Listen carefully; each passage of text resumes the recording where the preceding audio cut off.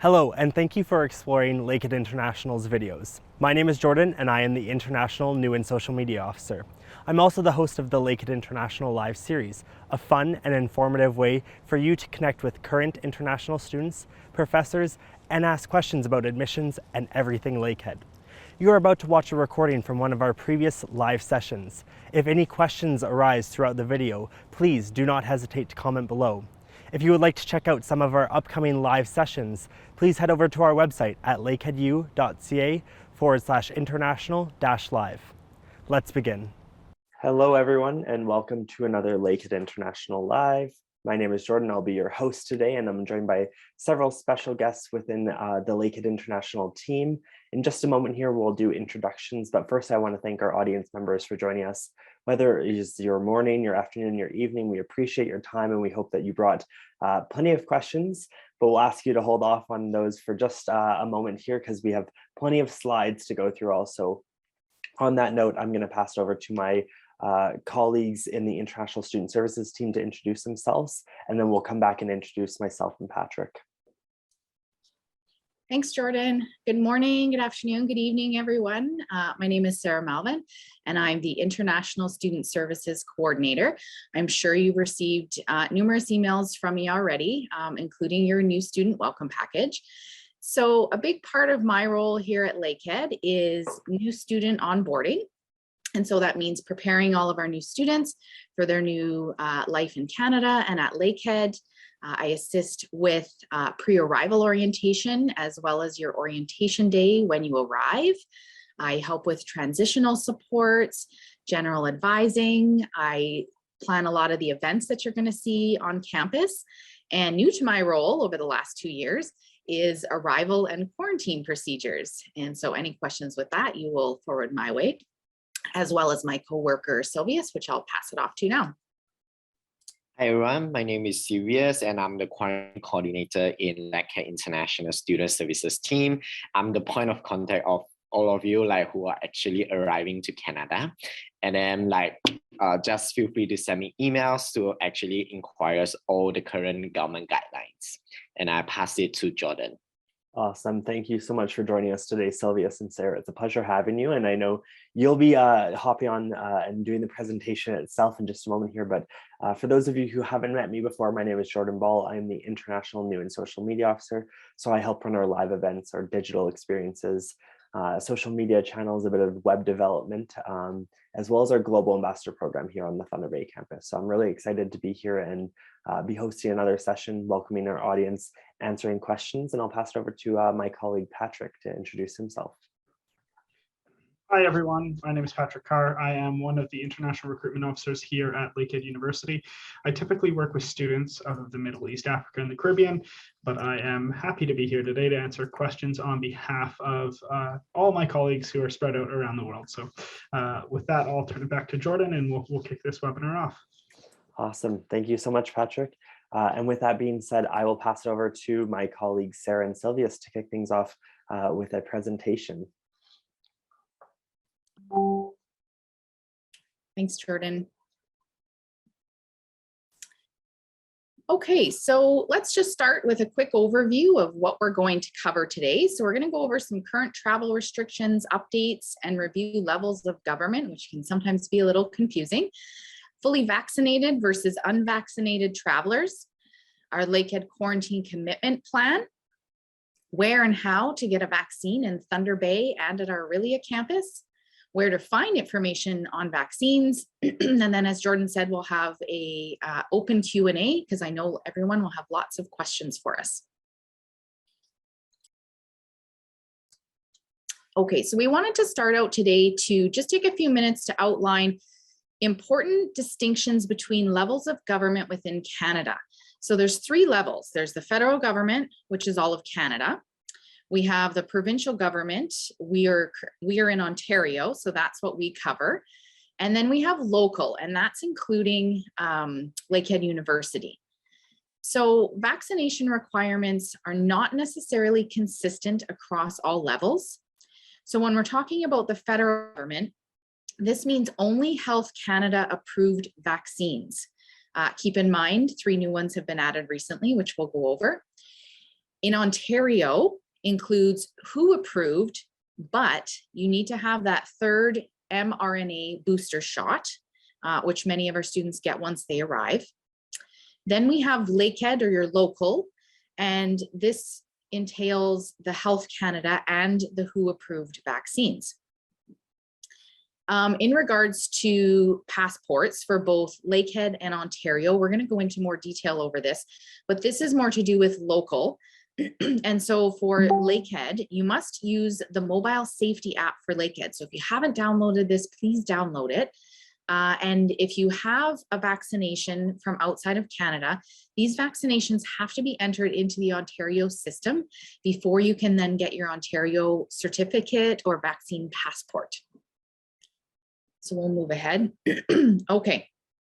Hot topic of today, we'll go over some travel restrictions and travel rules. The first one, which has stayed consistent, is that everyone must provide evidence of a negative COVID-19 test completed no more than 72 hours prior to your flight departure. Then we have some new announcements. So as everyone knows, there is a new variant that is circulating. And so until January 31st, 2022, and subject to extension, travelers who have been in a South African region. So right now there are 10 countries. We had 3 added very late in the day yesterday.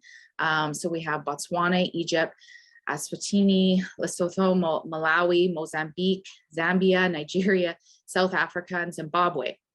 So within the last 14 days before arriving in Canada will not be permitted to entry into Canada. So if you have been to any of these countries or currently in any of these countries within the last 14 days, you will not be permitted to enter into Canada at this time. Now, a new announcement that came out yesterday, and unfortunately we don't have a lot of details about this. As you can see in the announcement, it says in the coming days, which means we will get more information soon. All fully vaccinated travelers arriving by air from departure points other than the United States will be subject to arrival testing. Fully vaccinated travelers will be required to quarantine while they await the results of their arrival test. We need to get more information on this because it's a little bit vague. And as soon as we do, we will update our websites. So I encourage all of you to please keep an eye on the government websites. What I don't know at this point is where you will be required to quarantine as a fully vaccinated traveler, whether it will be a government mandated hotel like it was in the past, if some of you remember how we used to have that in place, or whether if you're fully vaccinated, it will be a hotel of your choice or wherever of your choice. So we need more information on that for sure. Okay, thanks, Jordan. Oh, I think we're hopping slides a little bit. If we can just go back one. Maybe my screen is on a delay. Thanks, Jordan. And then unvaccinated travelers with right of entry to Canada will continue to be tested on arrival and still be required to do the day 8 and quarantine for 14 days. So that all stays the same. However, those arriving by air will now also be required to stay in a designated quarantine facility or other suitable location while they await the results of their arrival test. So a little bit similar to the fully vaccinated travelers, except in their announcement, they're actually saying stay in a designated quarantine facility. Again, we need to get some more clarity and information, and it sounds like that will come in the next couple of days. The quarantine process still applies for all unvaccinated travelers. So when you're looking at the unvaccinated, we'll go over that, but that means at the federal level.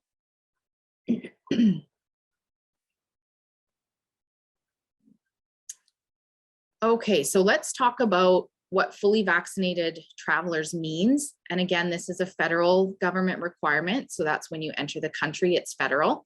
So fully vaccinated travelers means 2 doses of a COVID vaccine recognized by Health Canada. We have them listed on the screen for you. You have to have 2 doses of one of these vaccines at least 14 days or more prior to your departure date. Again, in the coming days, still more information to come. Fully vaccinated travelers will have to undergo an arrival test and wait for results before proceeding to your final destination.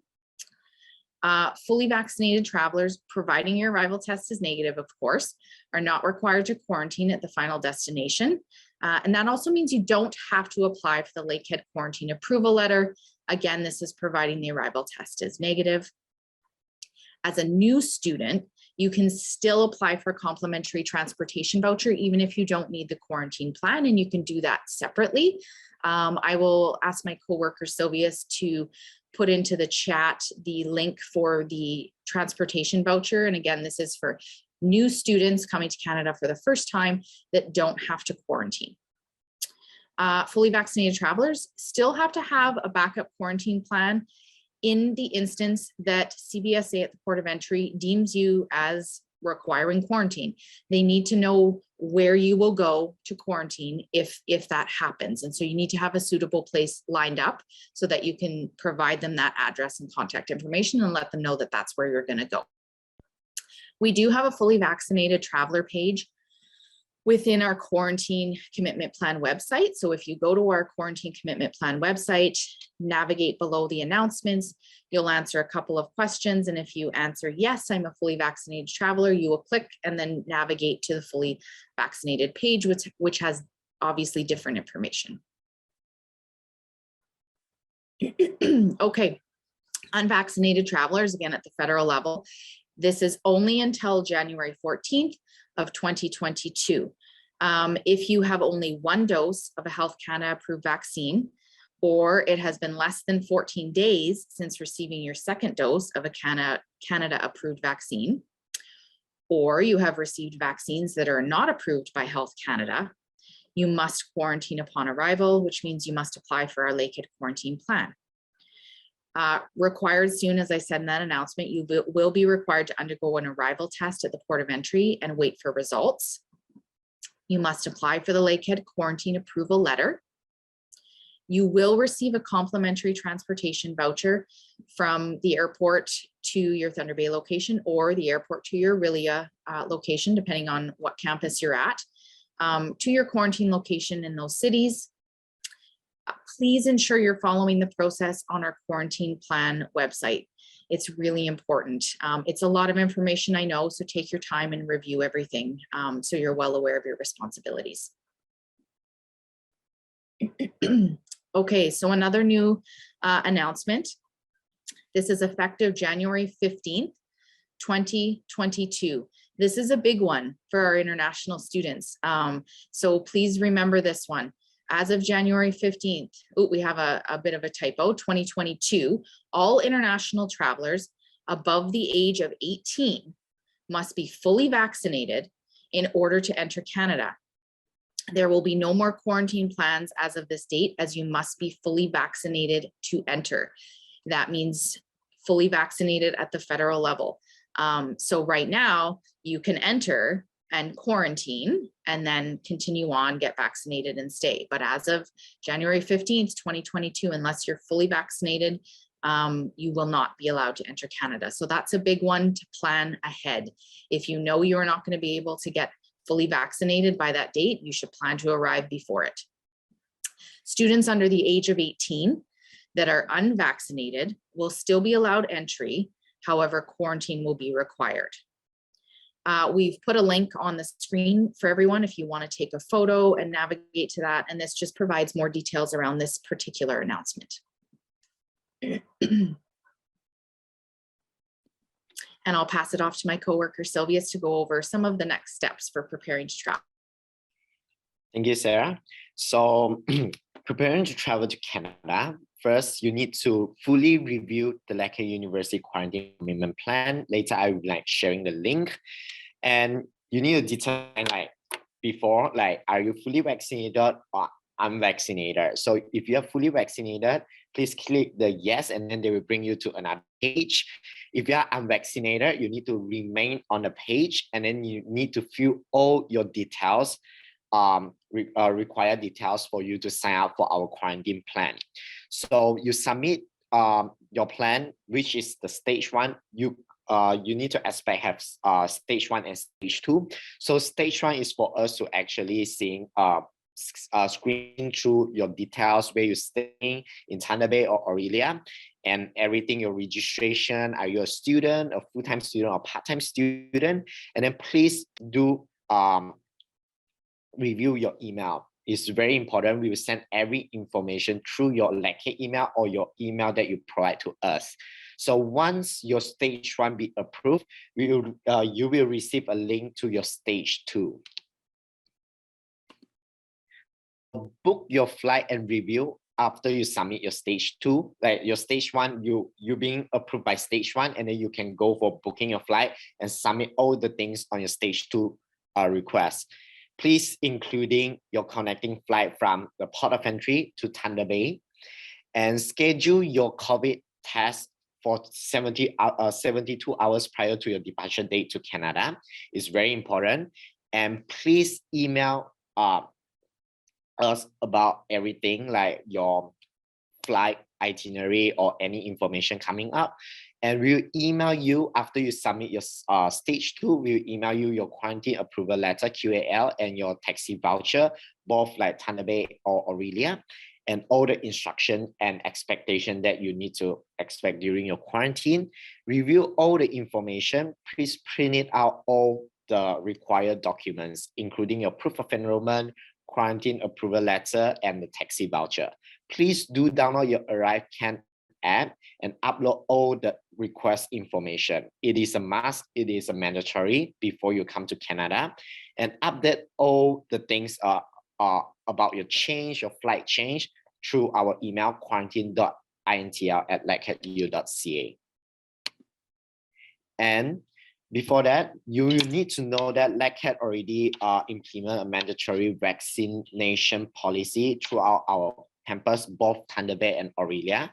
So please do download Lakehead mobile safety app. Please upload all your vaccine certificate on our apps. So we do accept Health Canada and WHO approved vaccine, which is including Sinopharm, Sinovac, and Covaxin. So all students going to campus must be fully vaccinated, and then you need to show your vaccine passport as well as COVID-19 assessment form, which is you need to do it every day when you're coming to school.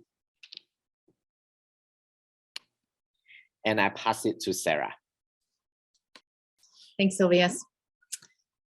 Okay, so Ontario, so this is at the provincial level, Ontario has a mandatory vaccine certificate. And so this is particularly important for a lot of different areas that you want to go to, such as restaurants, nightclubs, different things. And so you will be required to have this.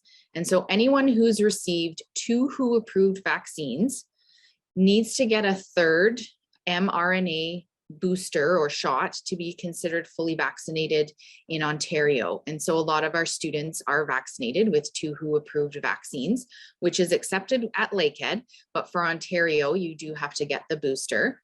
Once this is done, you need to have your foreign vaccines recorded in our Ontario system. And so it's really important to follow these directions. We sent out an email a little while ago about the details of how to do this through our system. And so this is also updated regularly on our website and our FAQ. And so if you missed it, please navigate to those screens. And we'll go over a little bit today as well. Those who are unvaccinated must get 2 shots of a Health Canada approved vaccine. So for those of you that are entering the country as unvaccinated, once you will have to quarantine. And so once you're done quarantine, Sylvius will help you to get a appointment booked to get a vaccine, your first vaccine, and then there is a timeline based on the vaccines to get your second one. And so you will, you'll have very limited access to things until you can get those vaccines updated, and that includes the Lakehead campus. So that's something to consider. So if you can't be fully vaccinated by the start date of your classes, you won't be allowed on campus, and therefore you should consider online courses.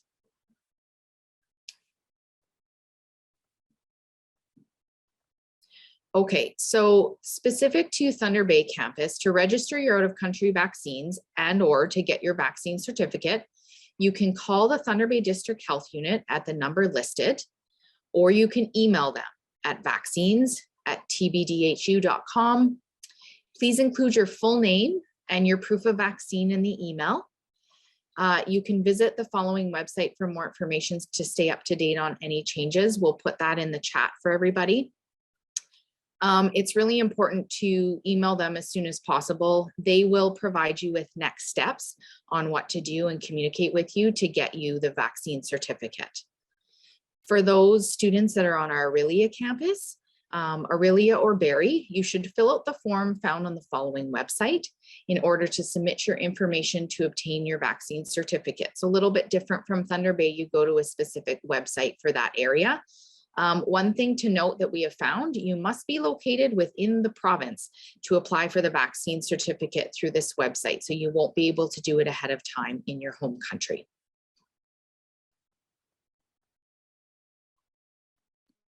So I would like to share about how to get a vaccine in Canada and in Ontario. So the vaccine is free, so no cost for all the international students. You do not need to provide a proof of health insurance, include like UHIP or HIP or GARMI, but you do need to provide a proof of identification, such as passport or driving license. So you can receive your vaccine and on-campus clinic in Thunder Bay only. So, or you can go into community vaccination clinic, participating pharmacies such as Shoppers Drug Marts, or your primary care provider, like your family doctor. So if you want to know more info about our on-campus vaccine clinic, please take a photo of this link, and then you can make appointment with the on-campus vaccine clinic. So COVID-19 vaccine in Thunder Bay. On campus, please email to book an appointment on campus. And then for community clinic, vaccine clinic, you can actually call Thunder Bay Health Unit, or you can go to their website to actually book an appointment. So if you choosing to go to a pharmacy, so there's highlighted in yellow, they are all the pharmacy that actually participate to giving out COVID-19 vaccine. Please remember to book an appointment to get your vaccine for in pharmacies. So the blue marker is Lakehead University. So surrounding Lakehead University, they have a lot of vaccine clinic in the pharmacy. And I pass it to Sarah. Thanks, Sylvius. Okay, so this is specific to our Aurelia campus students. So there is no on-campus clinic, but there are many local pharmacies nearby. And so there's a website that we can put in the chat that you can navigate to see which pharmacy will be best for you to visit to get your vaccine. And just like in Thunder Bay, you can call the Simcoe Muskoka District Health Unit at the number provided. And so you can call them for more information on where to get a vaccine in Aurelia. Thanks, Jordan. So just like Thunder Bay, we have outlined nearby pharmacies to the Aurelia campus. And again, the Aurelia campus is the marker in the blue, and all of the highlighted around are the many pharmacies that you can visit to get a vaccine. And so lots to choose from, and so you can plan ahead for what location works best for you. Okay, so in this one, because of the timing and many of our students attending today are our winter 2022 intake students, we wanted to review the winter break closure. So this is our holiday closure, and this affects both of our Thunder Bay and Aurelia campuses. Lakehead University will be closed from December 24th. And this is actually updated recently. We've extended it to January 4th. And so we're actually going to be reopening on January 5th. So January 5th is the day that we reopen. So during this closure, all campuses services are closed. Residence is open, but it's very limited staff. for those already living there. Please note that no new quarantine accommodation applications will be processed after December 20th. So if you are a student that is considered unvaccinated and you require quarantine and you need to do your quarantine at the Thunder Bay or Orillia campus, you have to submit your application for quarantine prior to December 20th. Anything after that will not be processed. The offices of residence are closed, so that will not be an option to you. If you don't need to quarantine, but you just plan to stay at the Thunder Bay or Orillia campus residence, applications for the full semester must be submitted by December 10th. That date is coming very, very soon. They may make a few exceptions, limited exceptions, but I suggest you have your application for your long-term residence stay submitted by December 10th.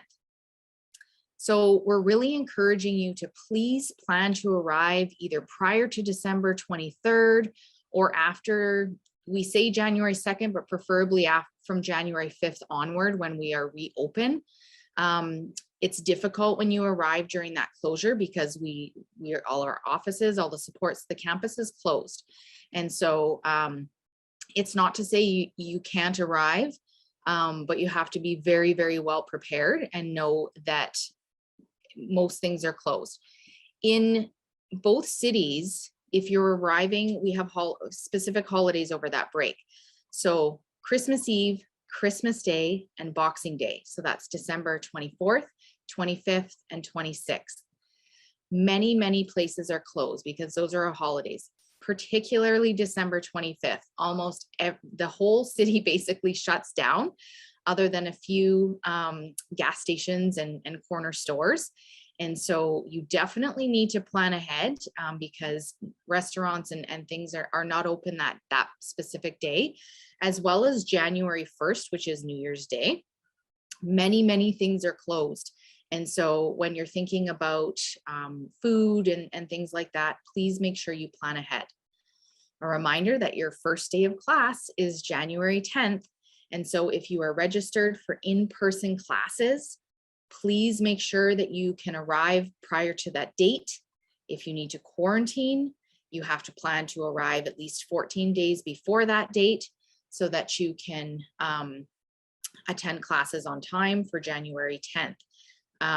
Keep in mind, if you are not considered fully vaccinated under the Lakehead policy, you would need to arrive even earlier.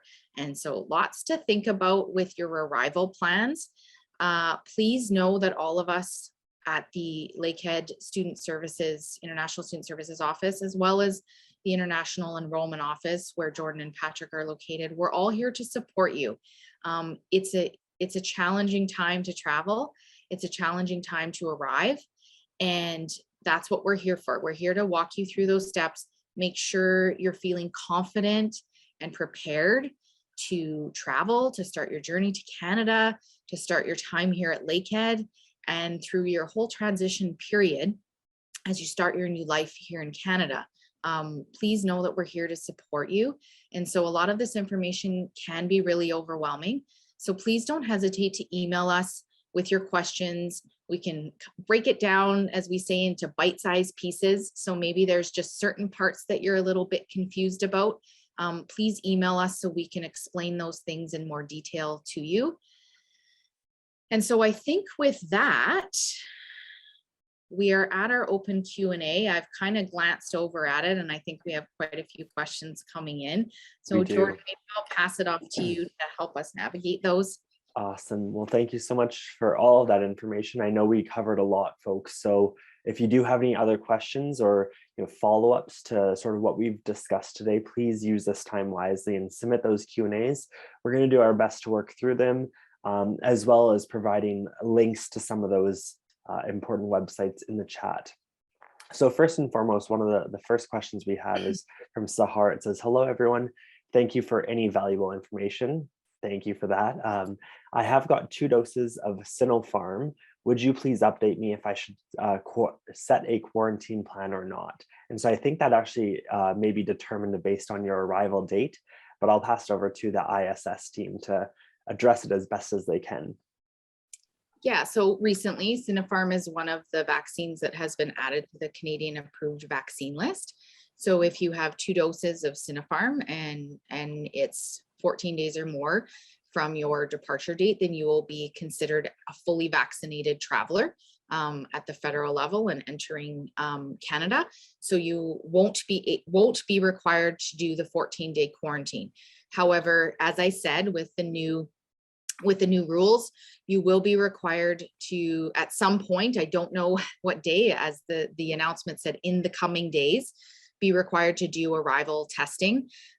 Wait for your arrival test, and if it's negative, you would just continue on. But please note, even as a fully vaccinated traveler, you should always have a backup quarantine plan. So somewhere that is a suitable quarantine space that you can go if CBSA deems you as requiring quarantine. And what that means is that you have to have somewhere that is non-communal. So you can't be in the same household as other students or roommates or family members. You have to be able to be in a self-contained private area with no shared spaces, because that's the whole point of quarantine and not spreading the virus. So. Awesome, thanks for that. And then tying into that, another really good question related to getting that test done when you do arrive. Obviously, I know that there's a lot of open-ended questions right now related to that, and the government will be releasing more details in the coming days as they've clarified. In our experience, so when students were doing that testing, a few months back, were they being tested in Toronto as their first sort of entry point, or were they being tested in Thunder Bay if they're making that connecting flight? If you could just glean on that, we can anticipate they'll use a similar policy. However, I know that we can't make any guarantees until we see the guidelines ourselves. Yeah, so great question. So all of our international students have to come through an international port of entry. The most common is Toronto, but you can also come through Vancouver or Montreal. Those are a couple of the other common ports of entry. And so your arrival tests will happen at those ports of entry. There's no direct flights to Thunder Bay. And so your arrival testing will be at those port of entries. And so hopefully we'll get information soon, because you need to know where you have to go to wait for your results and quarantine while you wait for your arrival results. And so that's the piece where I'm hoping we have more information soon, so we can update you all, so you can plan ahead. So when you book your flight, you know that you have to allot, so many days at the port of entry in this hotel to wait for your results. And then if negative, you continue on. This used to be in place way back when we weren't so when we didn't really open back up. We did have this government mandated hotel. And so it seems to be sort of unfortunately shifting back to that with the new variants of concern. So. For sure. Another question, and I don't know if we have an answer for this one, is do students need to get a test 72 hours before flying? Yeah, so in your home countries, you need to have a negative COVID test 72 hours prior to your flight of departure. There are a few small exemptions or different timelines for certain countries. And so again, I really encourage you to visit the government websites for the most up-to-date details. We do our best to update our quarantine webpage and our FAQs as quickly as possible. We all monitor the government announcements daily, sometimes hourly, and we do our best, but the most accurate sources are your Government of Canada websites and your IRCC and CBSA and Transport Canada websites for that information. Awesome. Thank you for that, Sarah. And I know that with that being said, there are specific tests that are required as a part of your arrival process. And so to clarify exactly which tests you should be booking in your home country before you make that journey to Canada, again, consult the government's website, the Government of Canada's website. That information is the most up-to-date. As you can imagine, we receive the information or the announcements, and we do our best to have those reflected on our own website, but there may be slight delays. Maybe if it comes out on a Friday afternoon and we don't have an opportunity to change it before the weekend, we always highly encourage our students to be verifying or cross-referencing the information on the government's website to see what is up to date and what can they anticipate. So I'm going to jump over to a question, give Sarah a break. Maybe she'll grab a drink or something. After the presentation, could you share the slides? So we are recording today's webinar, and we will be happy to share the recording afterwards. I've already worked with our digital production team to ensure that it will be edited and uploaded to our YouTube channel by the end of today's business day. And then after that, I would be happy to share the link with all of our registrants. So you'll have a direct link right to this presentation. Once again, you can watch it over and over and over if you would like. With that being said, we won't be sharing the slides given the fact that as this is an evolving situation, we want to ensure that you're accessing information on our website as well as the Government of Canada's website, because that is the most up-to-date information. Another question we have is, if by any reason we cannot make it to Canada in January, can we continue our classes online? And so this is a case-by-case situation. Essentially, speaking to any student that is planning on joining us this January 2022, I encourage you to explore your class offerings and whether or not your classes that you are currently registered in or plan on registering in will be offered in a hybrid model, asynchronous online, synchronous online, or wholly in person. With that being said, I encourage you to connect directly with your program chair or your graduate coordinator to confirm these details. If you anticipate that you will not be able to arrive and all of your classes are intended to be in person, I do encourage you to still connect with your chair or your coordinator to confirm whether or not there is any flexibility in terms of that course delivery and seeing whether or not if you can get started. I can't guarantee that for every single program or every single course that will be an opportunity or an option, but I do encourage you to still connect, because if we do see, or if the professors recognize there's a trend of several people within their classes not being able to attend because of their own travel restrictions, then they may be able to work with you and your classmates to offer an online mode. But again, I cannot make that guarantee. Going through here, there's some very specific questions related to your situation in terms of the vaccines you've received and whether or not you'll need a booster. And so we'll do our best to answer those. And I'll pass this one over to Sarah. It's from Jonas. It says, does a single Johnson shot plus a second mRNA booster count as a booster or a third shot? Yeah, so great question. So the Janssen or Johnson & Johnson vaccine is a one-shot vaccine. And so it's not a two-shot vaccine. So you get your one and you're vaccinated. And then you can get a booster shot if you wish to do that. But Johnson & Johnson is considered a Canadian approved vaccine. And so the one shot, because it's a one-shot vaccine, deems you as fully vaccinated. Awesome. And in the same theme with doses, this one says, I've taken 2 doses of Moderna. Do I need to get a third mRNA shot? I can answer that. It's like Moderna and Pfizer is a mRNA shot.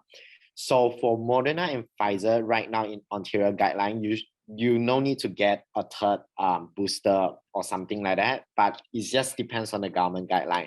Right now, they only open for AstraZeneca and Johnson & Johnson to actually get their booster shot. Good to know. Thank you for that, and Sylvia. it's the booster shots, when you're already fully considered as fully vaccinated, boosters are technically for those vaccines a choice, an option at this point. And then same with the Moderna. If you have 2 shots of Moderna, you're already considered fully vaccinated. So awesome. So another question, it says, if I'm not able to reach Lakehead this semester and have to defer my admission to September 2022, will my residence fee be refunded? What they will do most likely is they will work with you to either apply that residence fee to hold your spot within residence for the upcoming term. However, again, you'll need to connect directly with our residence accounts team to confirm whether or not if you wish to have that fully refunded back to you, or if you would simply like to save your seat for the following incoming intake. I do want to clarify though, hearing the deferring of admission, if you're an undergraduate student, it's typically an easier process unless you're in an unlimited enrollment program. then you may wish to connect directly with our international admissions teams. Either way, you will need to connect with our international admission team at the undergraduate level and confirm that deferral. If you're a graduate student, it's a little more complicated because those entries are significantly limited in terms of the number of students we can admit to Lakehead. And so you should connect directly with your graduate coordinator as well as our Faculty of Graduate Studies to see what your next steps are. Another question, I've looked into the requirements and fulfilled them. Should I yet book a ticket of mid-December? So I'm assuming you're looking to make the journey to Canada, which is very exciting. We encourage you, if you have all of the requirements, so you know what your plan is in terms of your vaccine, your quarantine, if that's applicable. But with that being said, you also have your student visa and your admission letter or your offer of acceptance to Lakehead. Then of course we encourage you to travel sooner than later. Like Sarah noted, many of our services, almost all of them exactly, are closed during that holiday break, excluding security. But other than that, we know that we can satisfy or make that transition to Canada and to one of our campuses easier in the middle of December versus at the end of December or beginning of January. And so once again, Sarah, do you want to reiterate those dates where we are closed and where we do not recommend students travel here? Yeah, absolutely. If you're coming in as fully vaccinated, then yeah, come mid-December, it'll give you, some time to get here, adjust. The campus will be open until the 23rd.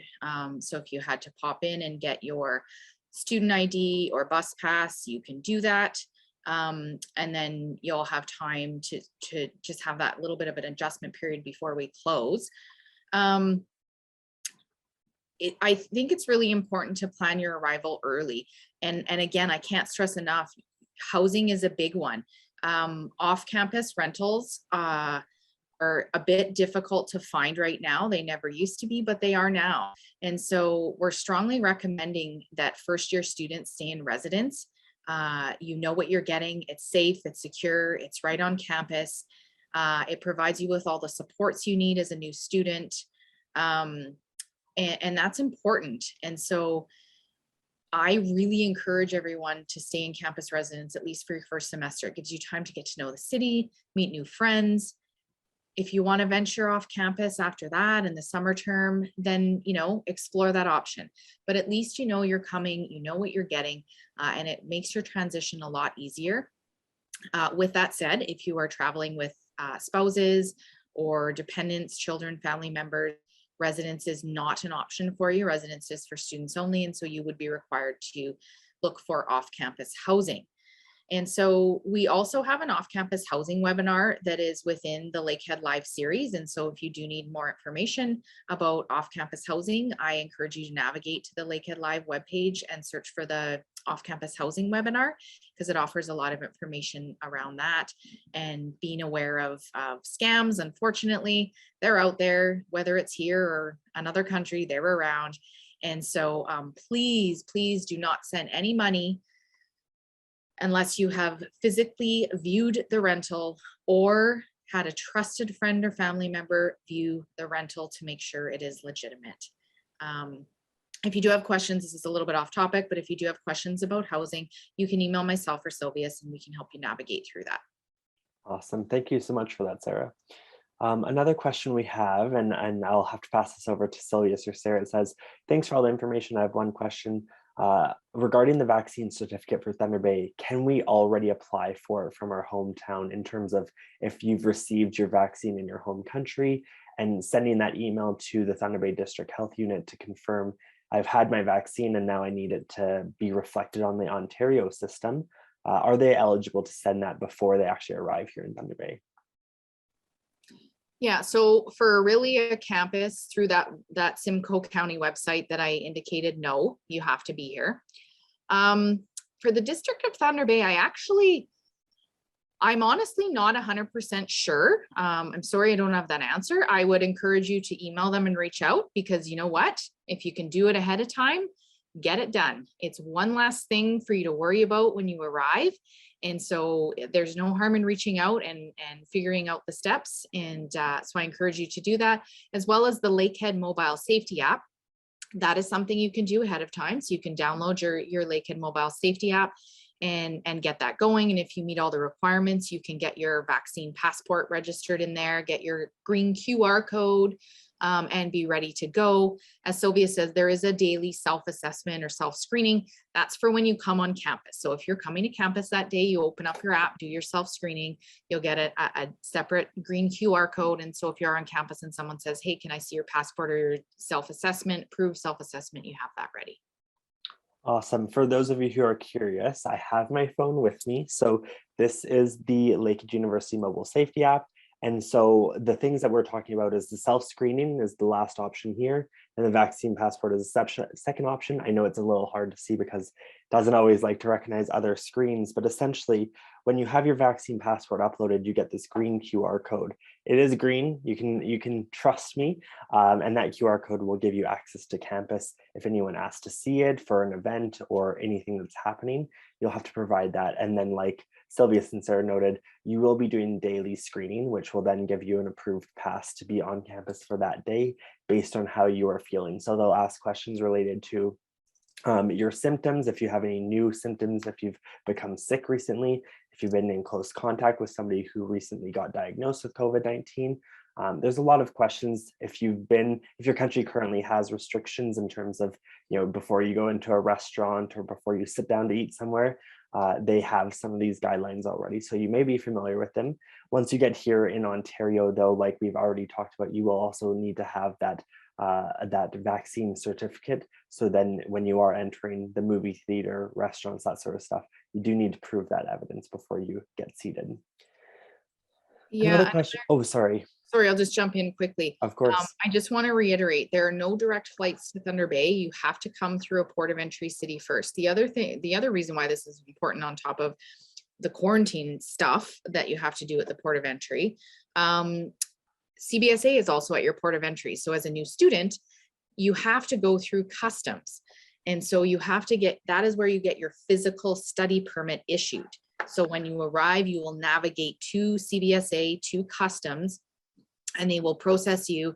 And that is where you will get your physical study permit if you're a new student. And please, when you go through customs, you look over that study permit. If it has any errors, let them know then. So have a quick peek over it, make sure your name is spelled right, make sure your date of birth is right. Have a look over that. It's okay to do that.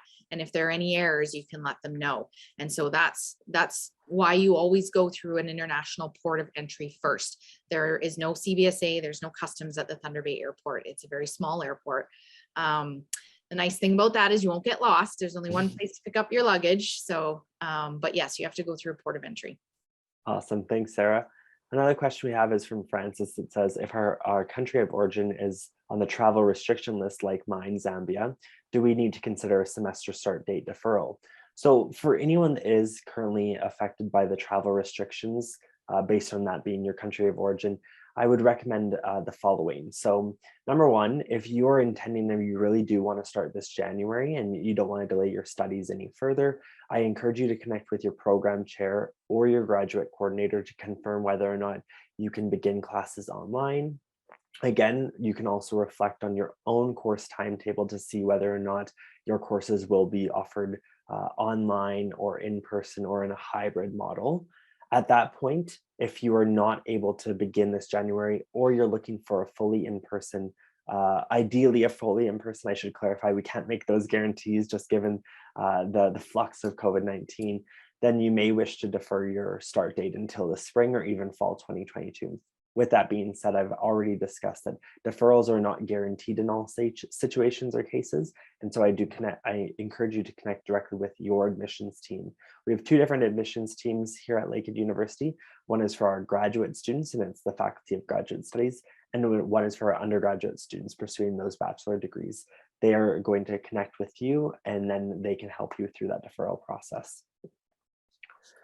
Another question we have is from Jonas. It says, do I need to book my backup quarantine plan in the city of my port of entry or in Thunder Bay?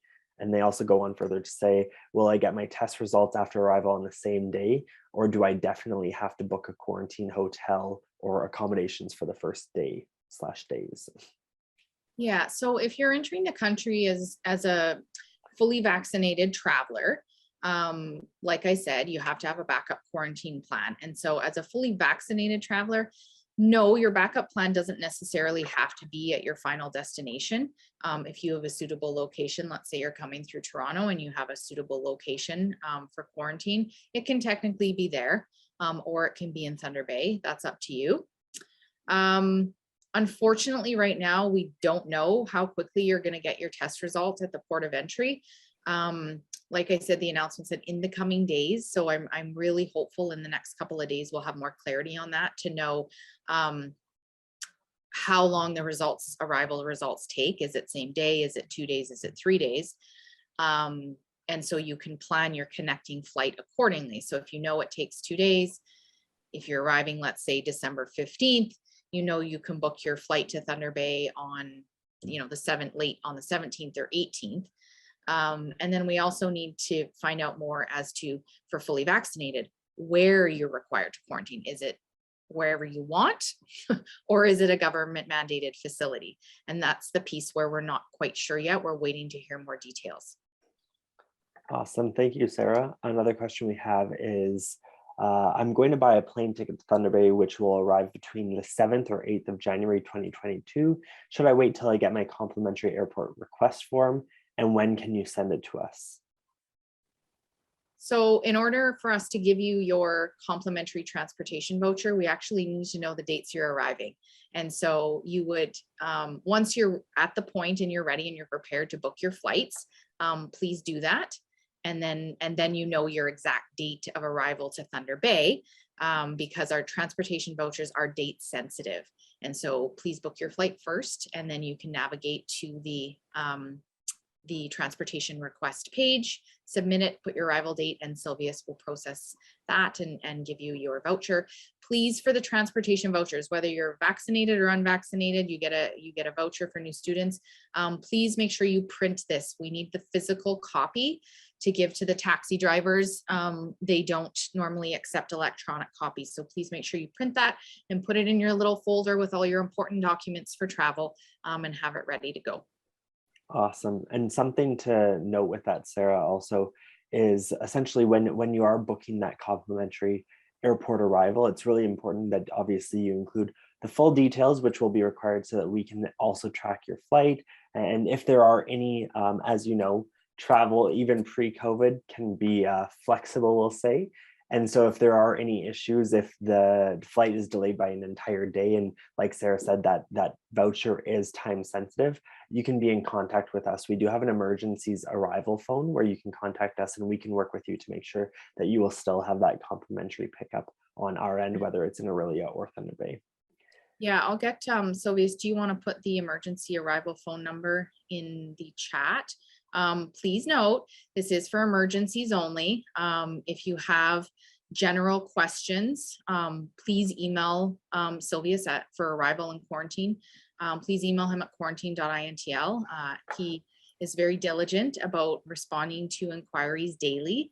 And so while we know some things may be urgent to you, please note that phone is for arrival emergencies only. So general questions, please email. There's another question from Jonah saying, does it make sense to already book a connecting flight to Thunder Bay if you don't know how long the testing is? Great question. You do have to book your full flights in order for us to, so if you're an unvaccinated traveler and you have to quarantine, we do require you to have your flight to Thunder Bay booked in order for us to approve your quarantine plan. If you are a fully vaccinated traveler, then technically you don't have to quarantine. We're going to, assuming your test will be negative. And so,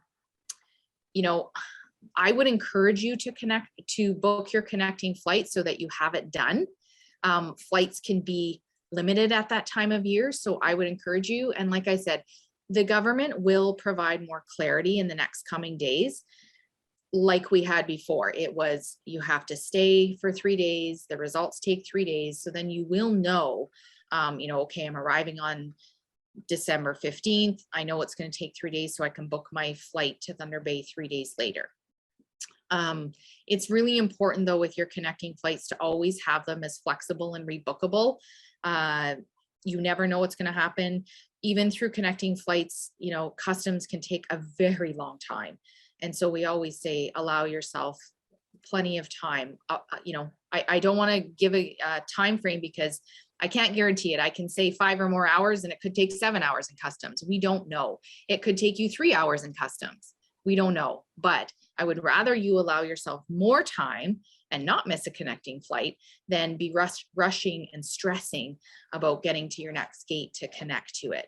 Now with the arrival testing, that kind of goes all out the window because now we have to stay there for, we don't know how many days, but yeah, so I'm hoping we'll have more clarity on that soon. Awesome. Thank you, Sarah. Another question we have is, can you give some tips for clothes, especially winter clothes? I live in a tropical country. This is one of my favorite questions, to be honest, as we prepare for winter. The three of us, Sarah, Patrick, and myself, are all raised here in Canada, born and raised, and so we're very familiar with Canadian winters. Sylvius has been here in Canada for a number of years now, and so he's quite familiar with preparing for winter. Our recommendation across the board is always to pack your heaviest jacket, of course, for your arrival. However, don't go out and purchase a jacket in your home country if you live in a tropical or a hot environment. If you are in a market in Mumbai, for example, Mumbai, India, and you go and buy a winter jacket there, it would most likely be the equivalent of a summer, spring, maybe even fall jacket here in Canada. But oftentimes they're not thick enough and they're not warm enough for a Canadian winter. The good thing is that, of course, we're quite open and honest that we do have cold winters here, but being prepared for that and buying layers, so adding an extra sweater, actually a long sleeve t-shirt, wearing hats, mitts, gloves, and having that thick warm jacket as well as a good pair of shoes, that's really important, will help you adjust to Canadian life. Sylvius, maybe I'll pass over to you and you can speak to sort of how you adjust. I know you came from Malaysia, which is a very warm country.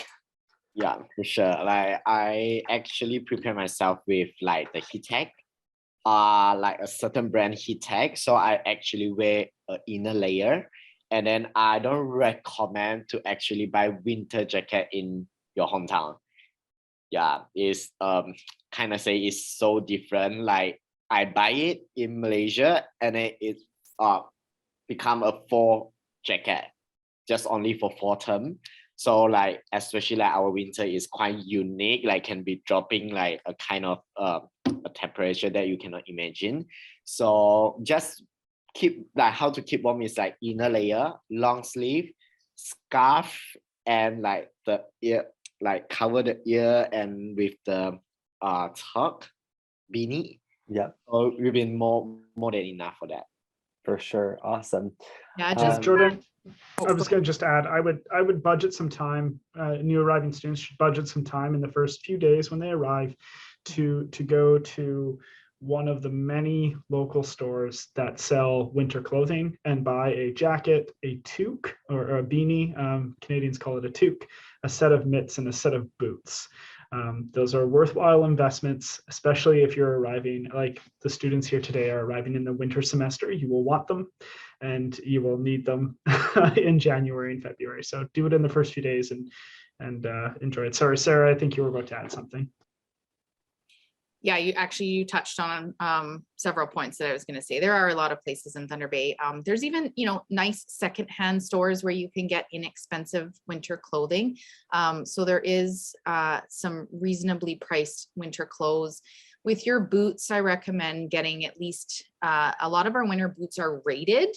And so usually the winter boots have that rating on them. So a -30 or a -40 winter boot is best if you sort of get a -10 or -20 and you're a student that is walking to campus. It's really not enough. Your feet will get a tad chilly. Don't panic though. The winters here are beautiful. Yes, they're cold, but they're beautiful, especially if you haven't seen snow before. It's pretty exciting. And so we have something that's called wind chill. And so the temperature may look like it's only -7 out, which for us is quite warm in the winter, but the wind chill is -20. And that's what gets you. And that's why you have to cover your skin and face when you're walking outside. And so the winters are beautiful. So be excited for them, but we want you to be prepared and be warm. Awesome. I couldn't have said it better myself. And if you haven't had a chance to check out our hometowns webinar, it's literally called Our Hometowns. I just hosted it a couple of weeks ago, and we actually chatted about sort of the access to amenities in terms of shopping, pharmacies, grocery stores, and the convenience and their location in relation to our campuses.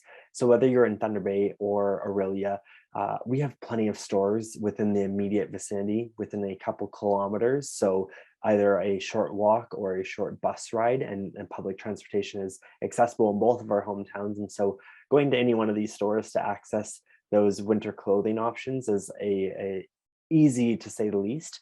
Something I wanted to add on to sort of everything we've talked about, we did say budget a bit of time within those first few days that you can to then go and buy those Canadian clothing items. With that being said, if you are required to quarantine, the good news is that all of our buildings here in Canada are fully accommodated with heating and typically also cooling, so AC. And so you won't have to worry about that if you have to quarantine. Your accommodations are going to be nice and toasty warm, and you'll be absolutely fine. And then following your quarantine, when you're actually able to leave, that's when we would encourage you to then leave your quarantine accommodations and head out into the world and go shopping, essentially. One of the final questions I'm going to answer today, and then it looks like we are at the end of our session. It's been a pleasure hosting it, but before we go, I want to answer one more. It says, hello, I live in Nigeria, and I'm wondering if I should still apply for the quarantine plan or wait until after January 31st. So that's in direct relation to, of course, the current travel restrictions that are until January 31, 2022, that do affect some of those South African regions and countries. So essentially it is within the last 14 days, if you are arriving within Canada, within one of those countries listed on our website, but also listed on the Canadian government's website, you won't be eligible to enter Canada. Given the fact that that travel restriction is at the end of January, for those students, I would encourage you again to connect with your program coordinator, your program chair, your graduate coordinator, and confirm whether or not you can begin your studies online. And then from there, if you are still looking to join Thunder Bay or Aurelia in February or maybe March, halfway through the semester, you're more than welcome to then connect with us. At this point, I would not recommend submitting a quarantine plan simply because there's a number of questions that we still have to answer in terms of waiting for the government's further details. And so like we've said multiple times, we are hoping for more details in the coming days, and we encourage you to also monitor the Canadian government's website for those same details. Once we hear back from them and once we get all of our questions answered, we'll be updating our FAQ. And so this is a really important FAQ in my opinion, where current students as well as incoming students can access. So I'm going to put that in the chat for everyone. And then we will unfortunately have to wrap it up. I see that in that last 2 minutes there, we've received a number more questions. But with that being said, Sylvius, if you wouldn't mind putting your email in there in the chat for everyone, and then you can also access the quarantine information, or if you have further questions, you can connect with him. So on that note, it looks like we are finished for today. With that being said, I want to remind our audience members, if you haven't yet followed us on social media, I have a pleasure of running Lakehead International on Instagram, Facebook, and YouTube. Sarah, Sylvius, and their entire team have the pleasure of running Lakehead International Life. The difference there is just that simple four-letter word, life at the end, and that is for current students at Lakehead. And you're going to see a lot of upcoming events on there, exciting opportunities where you can participate and connect with fellow international students, but also students here at Lakehead in general. With that being said, I will wrap it up here, and thank you again to my co-hosts for joining and supporting today's session, and thank you to our audience members. It was a really good one, and I'm so excited that we answered so many questions. So I'll wrap it up there, and thanks again, folks. Bye for now. Thanks, everyone. Thank you for checking out today's video. If you have any questions, you can always comment below. Stay connected and follow us on our social media channels to stay informed about upcoming webinars and get an insider sneak peek of Lakehead University. See you next time.